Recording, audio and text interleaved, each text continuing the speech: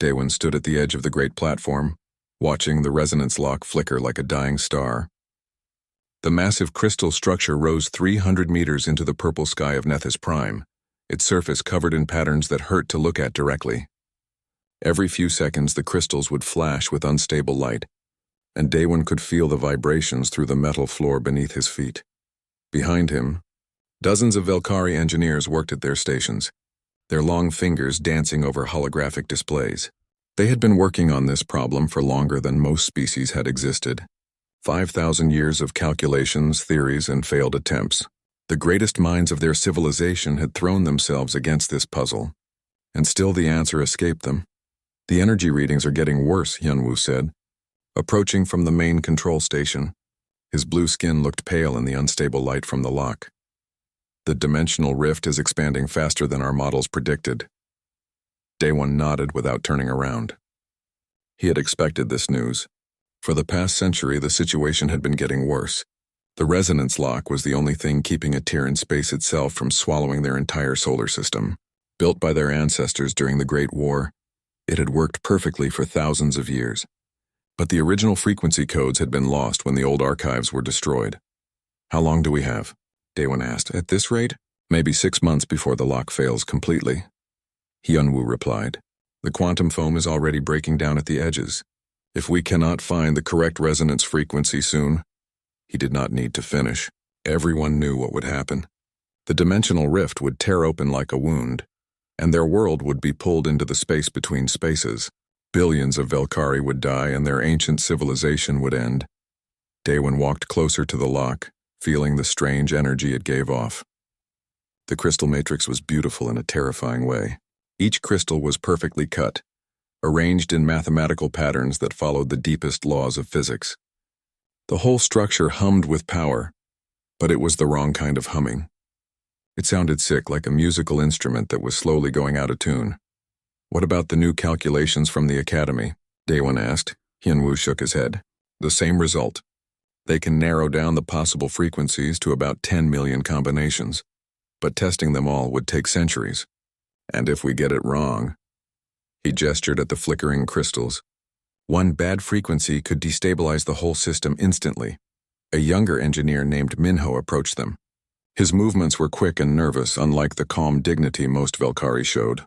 "Sir, I have been thinking about the problem differently. What if we approached it from a chaos theory perspective instead of pure quantum mechanics?" Daewon turned to look at him. Minho was brilliant, part of the new generation of engineers who were not afraid to question old methods. But Daewon had heard similar suggestions hundreds of times over the centuries. "Explain," Daewon said. Minho pulled up a holographic display between them. Complex equations filled the air, spinning slowly as he talked. "The lock is not just a machine. It is part of a living system that interacts with the dimensional rift. Maybe we have been trying to solve it like a mathematical problem when we should be treating it like a biological one." Hyunwoo frowned. "Biological? The lock is made of quantum crystals and energy fields. There is nothing biological about it." "But it responds to its environment," Minho insisted. "It changes based on the rift's behavior. It learns and adapts. What if the frequency we need is not a fixed number, but something that changes over time?" Daewon studied the equations. They were elegant and showed deep thinking, but like all their theories, they led to the same problem. Even if Minho was right, how could they figure out the pattern in time? Their computers were already working at maximum capacity, processing billions of calculations every second. "It is a good theory," Daewon said finally, "but it still requires us to solve an impossible puzzle. We would need to map the relationship between the rift and the lock across thousands of variables, then predict how they will interact in the future. Our best computers estimate that would take several thousand years of processing time." Minho's shoulders sagged. "Then we are truly lost." Daewon looked back at the lock. In the distance, he could see other platforms where different teams worked on the same problem. The entire planet had been focused on this challenge for generations. Their children grew up learning advanced mathematics just to understand the basic concepts involved. Their greatest artists created works inspired by the beauty of the equations. Their philosophers wrote about the meaning of an unsolvable problem. But all their brilliance, all their knowledge, all their sophisticated thinking had brought them no closer to an answer. The lock continued to flicker, The rift continued to grow and time continued to run out. There must be something we are missing, Hyunwoo said quietly. Some approach we have not tried. We have tried everything, Daewon replied. Quantum field theory, dimensional mathematics, crystalline harmonics, temporal mechanics, probability matrices. We have built computers that can simulate the birth of universes. We have created mathematical tools that did not exist when our ancestors built the lock. What more is there? The question hung in the air like the humming of the crystals. Around them, other engineers continued their work, but Daewon could see the hopelessness in their movements. They went through the motions because it was better than giving up, but nobody really believed they would find the answer in time. As the day cycle ended and Nethys Prime's twin suns set behind the lock, Daewon remained on the platform. He often stayed late, staring at the problem that had defined his entire career. 847 years old, and he had spent over 300 of those years working on this single challenge. The lock pulsed again, brighter this time, and the platform shook slightly. Somewhere in the crystal matrix, quantum fields were becoming unstable. Reality itself was starting to fray at the edges like old cloth coming apart. Tomorrow he would try again. They all would. They would run new calculations, test new theories, and hope for a breakthrough that seemed less likely with each passing day. Because what else could they do? Their civilization had always solved problems through intelligence and persistence. It was who they were. But as Daewon watched the sick light of the failing lock, he wondered if intelligence alone would be enough this time. Maybe some problems could not be solved by thinking harder or building better computers. Maybe some puzzles needed something else entirely. He just had no idea what that something else might be. The transport ship looked tiny against the massive docking ring that surrounded Nethys Prime's main spaceport. Ji-won pressed her face against the small window, watching the crystal spires of the Velkari capital city grow larger as they descended. She had never seen anything like it. The buildings seemed to grow from the ground like frozen music, their surfaces reflecting the light of the twin suns in patterns that shifted and changed. Look at the size of those structures, Taehyun said from the seat beside her. He was staring at his tablet, which showed detailed scans of the city below. The engineering required to build something like that. We are definitely the primitive species in this relationship. Ji-won laughed. Speak for yourself. Just because they have fancy buildings does not mean they know everything. She had always been confident, maybe too confident according to her professors back on Earth. But that confidence had gotten her through engineering school and earned her a spot on this cultural exchange mission. The ship touched down with barely a vibration. Velkari technology was smooth in a way that made human engineering feel rough and clumsy. Everything they built seemed to work perfectly, without the small imperfections and compromises that human machines always had. The airlock opened, and Ji-won got her first look at an actual Velkari.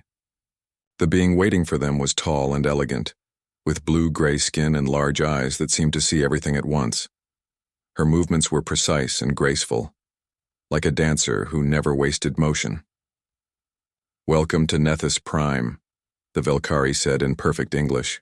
"I am Neon, your liaison during your stay here. I hope your journey was comfortable." "Very comfortable, thank you," Taehyun replied, bowing slightly. He had studied Velkari customs during the trip and knew that showing respect was important to them. Ji-won looked around the docking bay. Everything was clean and bright with smooth curves instead of sharp corners. The air smelled faintly of something like flowers, but not quite. "This place is amazing. How long did it take to build the spaceport?" "About 30 years, Neon replied. "But that included extensive planning and safety testing. We prefer to build things correctly the first time rather than rush and make mistakes." As they walked through the corridors toward the main city, Neon explained the basic layout of Velkari society. Everything was organized around knowledge and learning. The highest positions went to those who had mastered the most complex theories. Artists were valued, but only if their work demonstrated deep understanding of mathematical principles. Even their entertainment was educational. "It sounds very structured," Ji-won said carefully. "Structure brings clarity," Neon replied. "Chaos leads to error, and error leads to suffering. This is why we have progressed so far while other species remain primitive." Jiwan bit back her first response to that comment. The Velkari clearly thought highly of themselves, but they had invited humans here for cultural exchange. That suggested they saw some value in human perspectives, even if they did not admit it directly. They were given quarters in a building near the main research district. The rooms were beautiful but felt cold to Jiwan. Everything was perfectly arranged, but nothing looked like it had ever been used. The furniture seemed more like art than something meant for actual living. That evening, Nayeon took them to observe one of the main research projects. She led them to a massive platform where hundreds of Velkari worked around a towering crystal structure. The crystals flickered with unstable light, and the whole thing hummed with a sound that made Jiwan's teeth ache. "This is the resonance lock," Nayeon explained. "It is our greatest challenge and our most important project." "What does it do?" Taehyun asked, pulling out his tablet to record everything. Nayeon's expression became serious. "It protects our solar system from a dimensional rift that would otherwise destroy us. The lock was built by our ancestors 5,000 years ago, but the control frequencies were lost. We have been trying to rediscover them ever since." Jiwan stared at the structure. Even with her human eyes, she could see that something was wrong with it. The flickering was irregular and the humming sound kept changing pitch slightly. "What happens if you cannot find the right frequency?" "Our civilization ends," Nayeon said simply. "The rift will expand and consume everything. We estimate we have perhaps 6 months before the lock fails completely." "6 months," Jiwan repeated. "And you have been working on this for 5,000 years?" "Yes. It is the most complex problem our species has ever faced. The mathematics involved require our most advanced computers working continuously. Even then, we can only narrow down the possibilities to millions of potential combinations." Jiwan walked closer to the barrier that kept observers away from the lock itself. The crystal structure was beautiful, but the way it flickered reminded her of something. She had seen that kind of irregular pattern before, but where? "Have you tried just testing the frequencies?" she asked. "I mean, instead of calculating them, what if you just tried different ones until you found the right one?" Nayeon looked shocked. "That would be incredibly dangerous. The wrong frequency could destabilize the lock instantly, and there are millions of possibilities. It would take centuries to test them all, even if we could do it safely." "But you have been calculating for 5,000 years, Jiwan pointed out. "How is that faster?" "Because calculation is precise," Nayeon explained patiently. "We are not just guessing randomly. We are using advanced mathematical models to determine the most likely frequencies. Each calculation brings us closer to the answer." Taehyun nodded. "That makes sense. Mathematical analysis is more efficient than trial and error." But Jiwan was not convinced. She watched the lock flicker and listened to its irregular humming. Something about the whole situation felt wrong to her, though she could not explain why. Over the next few days, Nayeon showed them more of Velkari society. They visited universities, where students learned mathematics that would have challenged human professors. They saw factories where machines built other machines with perfect precision. They watched artists create sculptures based on equations that described the movement of galaxies. Everything was impressive, but Jiwan began to notice something strange. The Velkari were incredibly good at thinking about problems, but they seemed uncomfortable with actually touching things.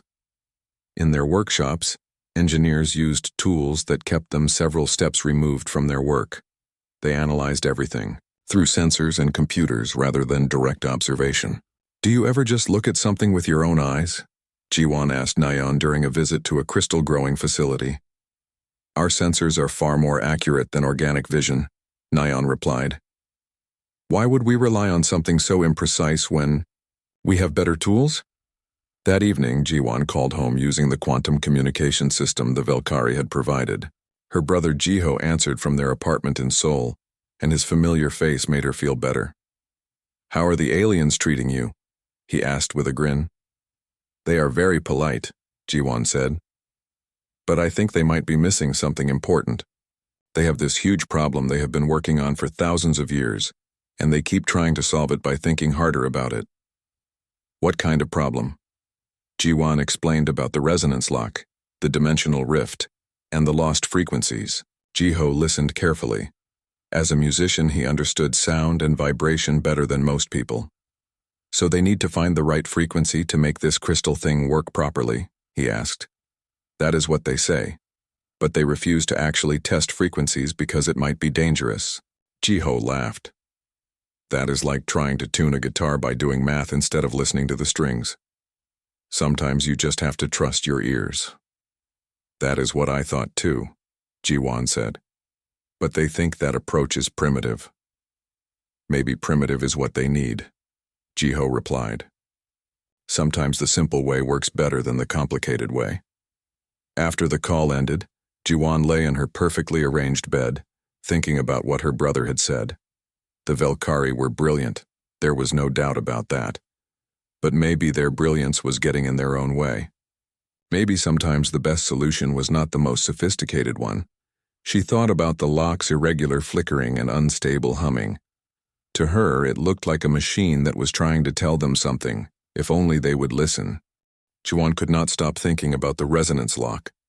Every morning, she asked Nayeon to take her back to the observation platform.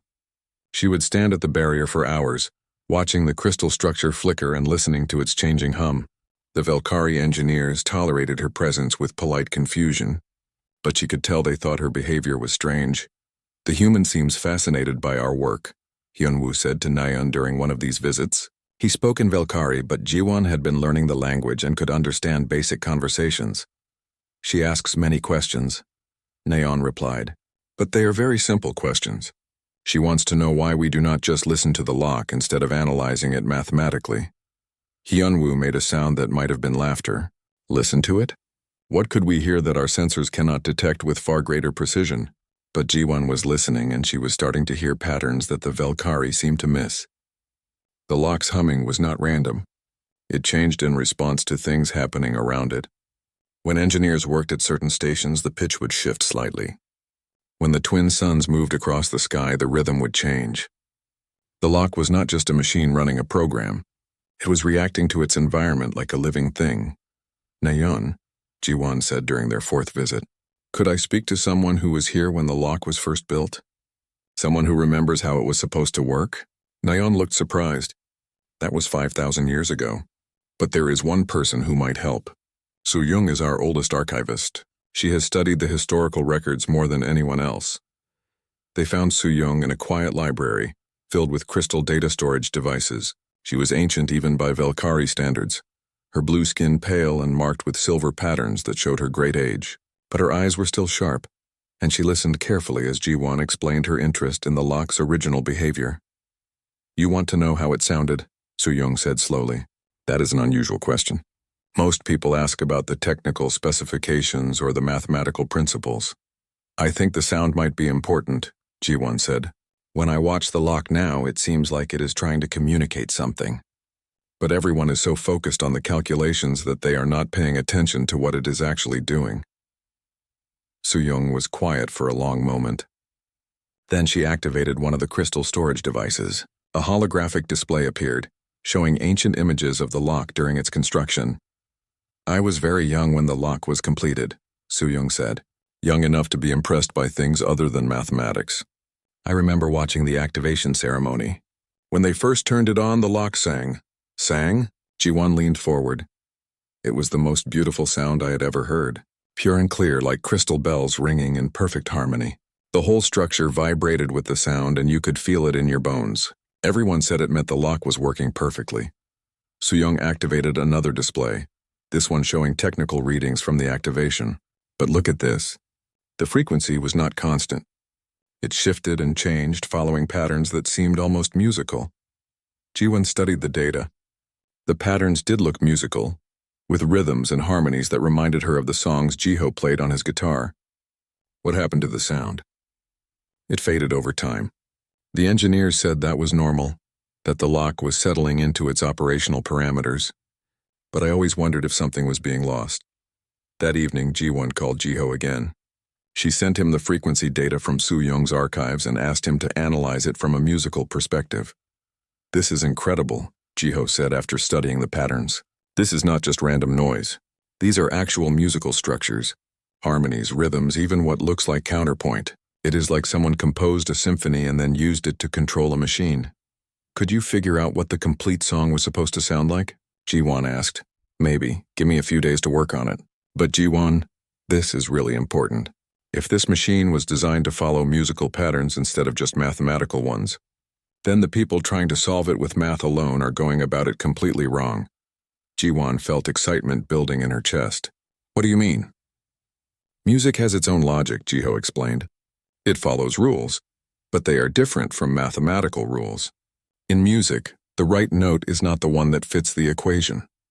It is the one that sounds right in context. You cannot calculate your way to a beautiful melody. You have to feel it. After the call, Jiwon paced around her quarters thinking.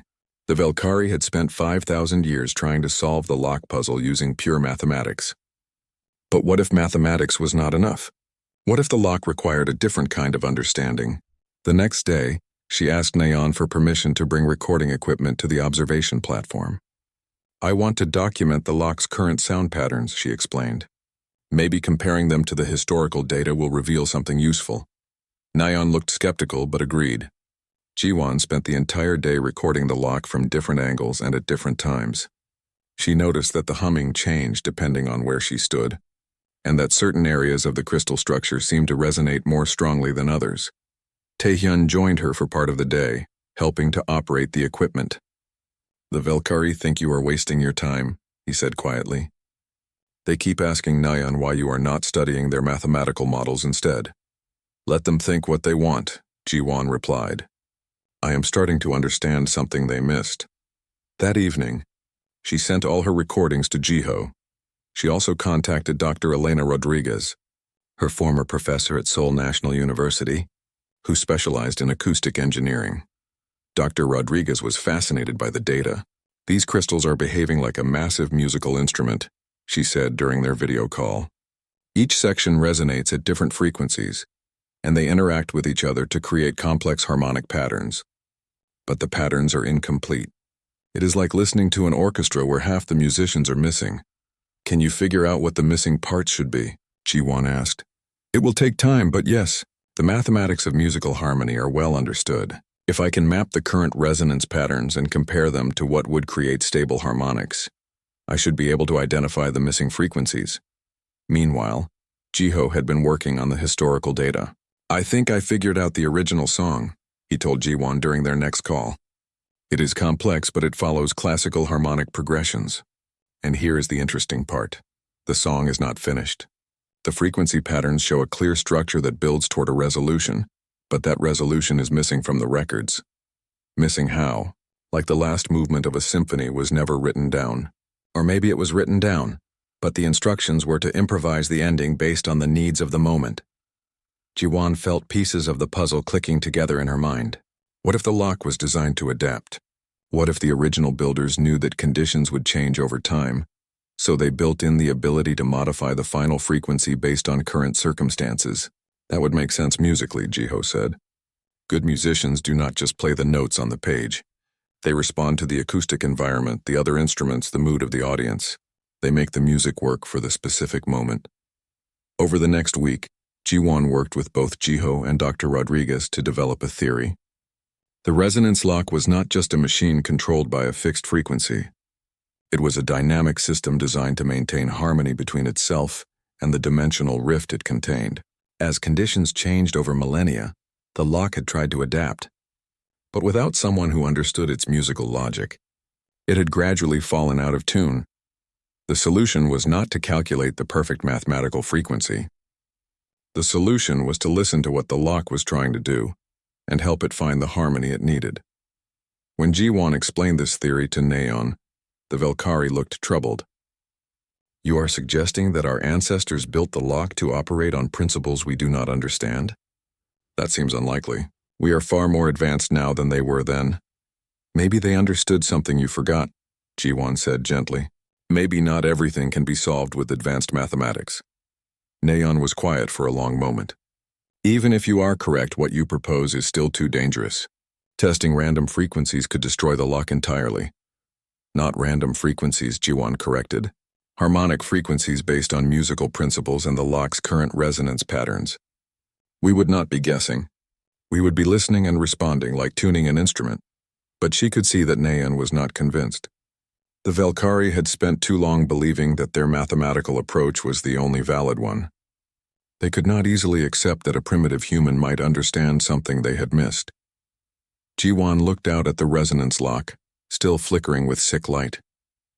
Time was running out, and she was the only one who seemed to understand what the lock was really trying to tell them. The emergency meeting was called when the lock's instability readings jumped by 30% in a single day. Jiwan watched from the observation gallery as Daewon, Hyunwoo, and dozens of other senior engineers gathered around the main control station. Their faces showed the strain of 5,000 years of failure, and now time was almost gone. The quantum foam degradation is accelerating, Hyunwoo reported. At this rate, we have weeks, not months. What about the new calculation matrix from the academy? Daewon asked. Still processing. They estimate another month before results, and that assumes no computational errors. Jiwan could not stay quiet any longer. She walked down from the gallery and approached the group of engineers. They looked at her with surprise and mild annoyance. Humans were supposed to observe, not interrupt important meetings. I have an idea, she said simply. Daewon studied her with tired eyes. Human Jiwan, we appreciate your interest, but this is not the time for amateur theories. What if it is not amateur? Jiwan replied. What if you have been approaching this problem the wrong way for 5,000 years? A murmur went through the group. Some engineers looked angry at her boldness. Others seemed curious despite themselves. Hyunwoo stepped forward. Explain what you mean. Jiwan took a deep breath. This was her only chance to make them listen. The lock is not just a machine running a program. It is a musical instrument designed to harmonize with the dimensional rift. Your ancestors built it to adapt and change, but you have been trying to solve it like a math problem instead of listening to what it needs. Music? Daewon looked skeptical. You think our most advanced technology operates on musical principles? Look at the evidence, Jiwan said. She activated her tablet and projected the data she had gathered. The historical frequency patterns follow musical structures. The current resonance changes show the lock trying to find harmony but failing, because it needs help. Your sensors can measure the exact frequencies, but they cannot tell you which frequencies will sound right together. Minho, the young engineer, studied her projections with interest. The patterns do look like harmonic progressions. But how could we test this theory safely? By starting small, Jiwan said. The lock has multiple resonance chambers. We could test harmonic adjustments in one chamber first, see how the lock responds, then build from there. Like tuning one string of a guitar before tuning the rest. Absolutely not, said an older engineer named Kiwan. Any frequency change could cascade through the entire system. We cannot risk destabilizing the lock based on a human's musical theory. But Daewon was looking at the flickering crystals with new eyes. How long would your approach take? He asked Jiwan. If I am right about the harmonic principles, hours, maybe a day. The lock will tell us if we are on the right track by how it responds. And if you are wrong, Jiwan met his gaze steadily, then you are no worse off than you are now. But if I am right, you could solve this problem today instead of continuing to fail for the next few weeks. The engineers argued among themselves in rapid Velkari. Jiwan caught fragments of the conversation. Some wanted to try her approach. Others thought it was too dangerous. All of them were desperate. Finally, Daewon raised his hand for silence. Our mathematical approaches have failed. We have weeks left before our civilization ends. I say we try the humans' method, but with extreme caution.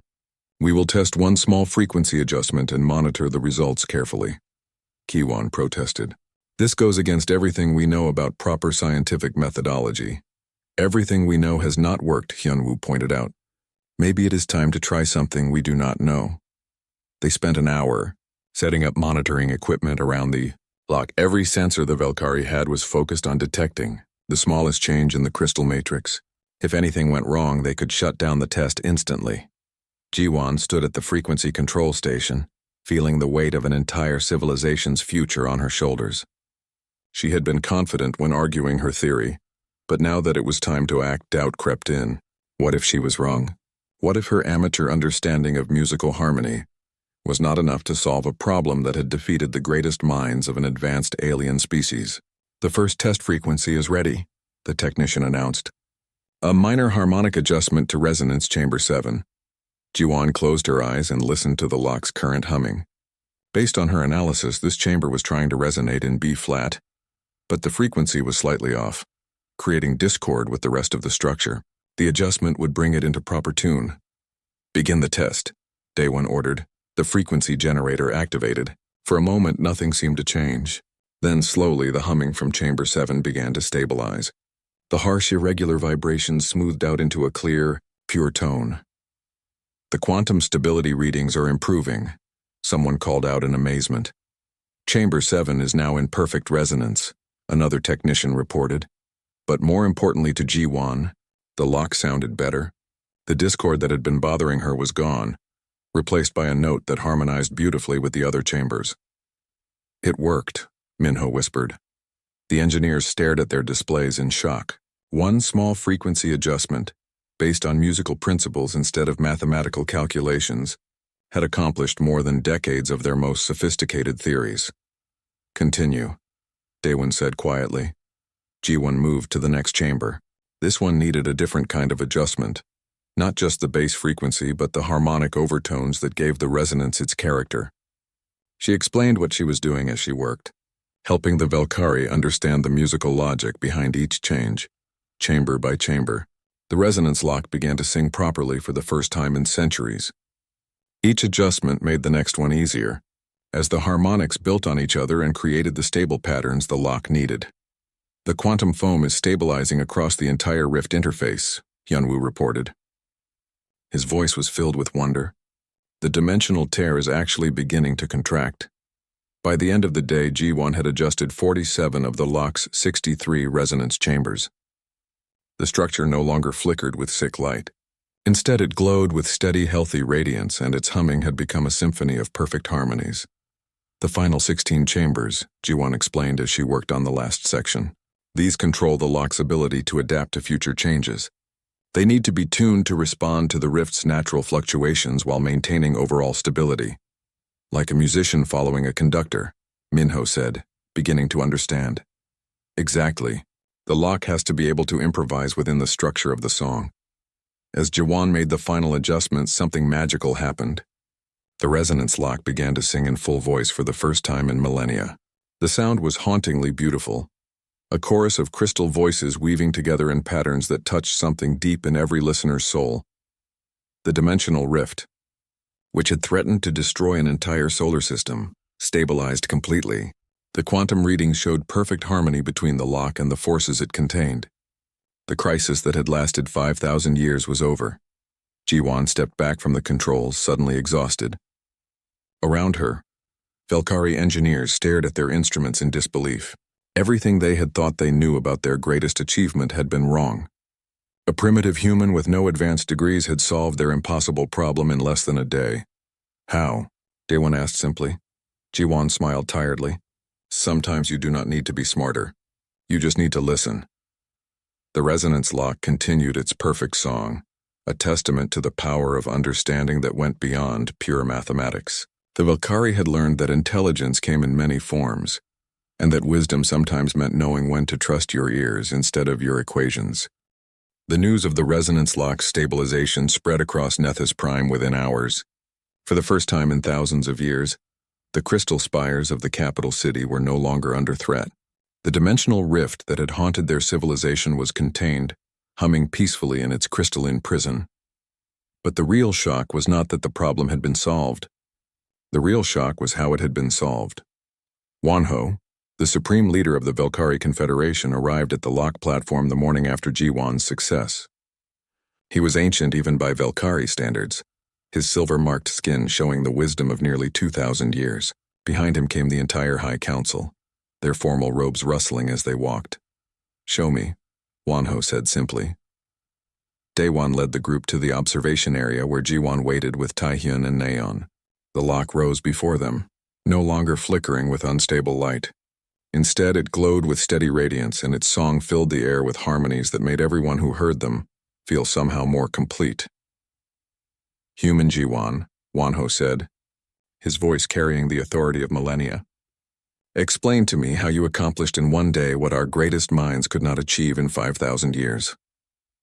Jiwan looked at the assembled leaders of an advanced alien civilization, all waiting for her answer. A year ago, she had been a struggling engineering student worried about passing her final exams. Now she stood before beings who had mastered technologies beyond human imagination, and they were asking her to explain concepts they had missed. "You were solving the wrong problem," she said simply. "You thought the lock was a machine that needed to be programmed, but it was actually an instrument that needed to be played." Seojin, the chief philosopher of the Science Academy, stepped forward. His expression showed the deep confusion of someone whose fundamental beliefs had been challenged. "But instruments are primitive tools. Machines are precise and reliable. Why would our ancestors build something so imprecise?" "Because the dimensional rift is not precise either," Jiwan explained. "It changes and shifts over time. A fixed frequency would eventually fail as conditions changed, but a system that could adapt and respond would last forever.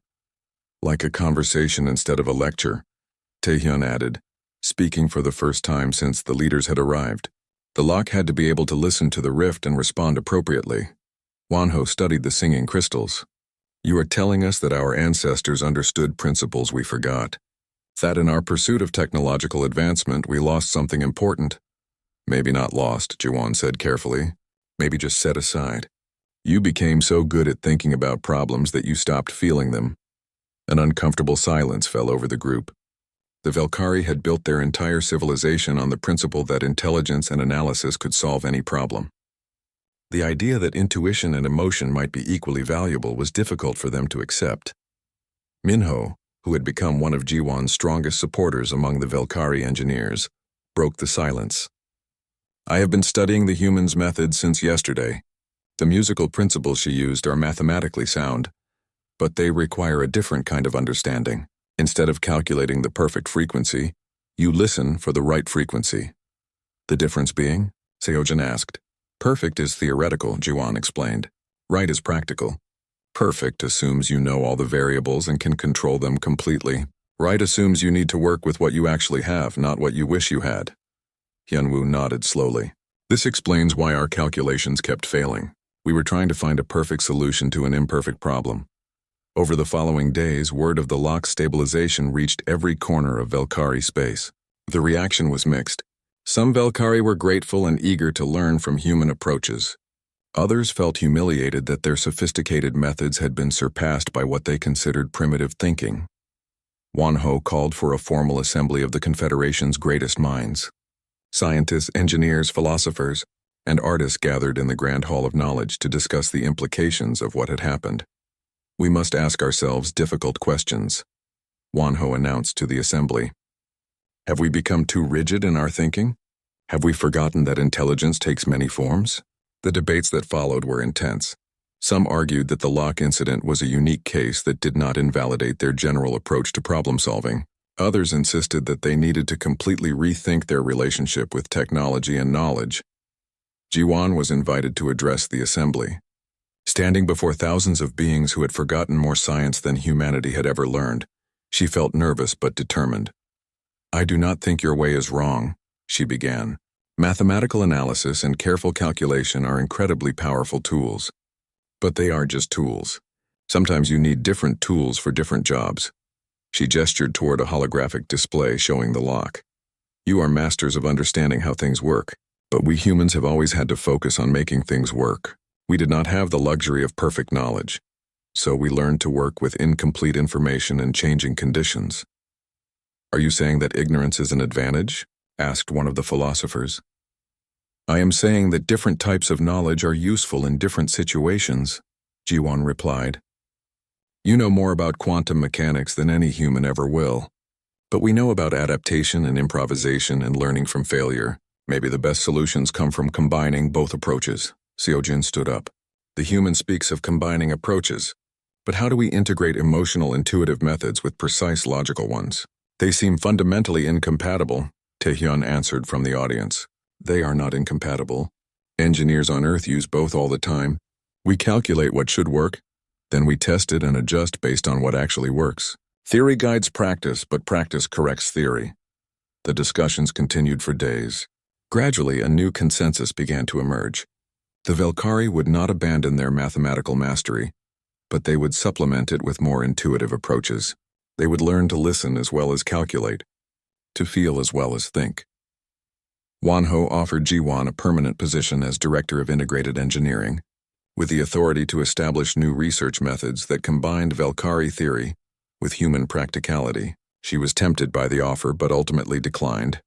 "I need to go home," she explained, "but I would like to set up an exchange program. Send some of your people to Earth to learn our methods. Send some of our people here to learn yours. The best solutions will come from working together." The Human Valkyrie Engineering Exchange was established within a month. Young engineers from both species would spend time learning from each other, developing hybrid approaches that neither could have achieved alone. On her last day on Nethys Prime, Jiwon stood once more before the resonance lock. It sang its perfect song, a harmony between order and chaos, between mathematics and music, between thinking and feeling. Day One joined her at the observation barrier. "I have been an engineer for over 300 years, he said quietly. "I thought I understood what engineering meant, but you showed me that I had been missing something important." "What is that?" Jiwon asked. "Engineering is not just about building things that work. It is about building things that work with us, not just for us. Things that can adapt and grow and respond to our needs." As Jiwon boarded the transport ship that would take her home, she looked back at the crystal spires of the Valkyrie capital. They were as beautiful as ever, but somehow they seemed less cold now. Perhaps that was because she knew that behind their mathematical perfection, there were beings learning to listen to their hearts as well as their minds. The resonance lock continued its eternal song, a bridge between two different ways of understanding the universe. And in that harmony, both species found something they had been missing: the knowledge that true wisdom came not from choosing between logic and intuition, but from learning when and how to use both. The dimensional rift slept peacefully in its crystal cage, held not by force or calculation, but by the simple power of understanding. And somewhere in the space between human feeling and Valkyrie thinking, new possibilities were born.